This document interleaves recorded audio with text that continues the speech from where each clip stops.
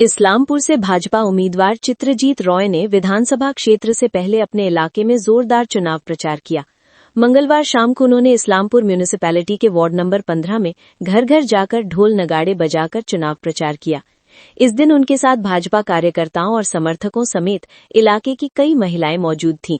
ढोल नगाड़ों की धुन पर जुलूस निकालकर कैंपेन किया गया और बीजेपी कैंडिडेट ने घर घर जाकर लोगों से बात की। प्रचार के दौरान चित्रजीत रॉय ने तृणमूल कांग्रेस पर आतंकवाद और करप्शन का आरोप लगाया। उन्होंने कहा, लोग इस बार तृणमूल कांग्रेस के आतंकवाद और करप्शन के खिलाफ बीजेपी को वोट देंगे। आप सिर्फ लक्ष्मी भंडार या बेरोजगारी भत्ते से चुनाव नहीं जीत सकते। लोग डेवलपमेंट, लेबर रिफॉर्म और नौकरियां चाहते हैं। उन्होंने ये भी कहा कि इस्लामपुर के लोग इस बार भाजपा को सपोर्ट करेंगे क्योंकि आम लोगों की डेवलपमेंट और रोजगार की मांग है।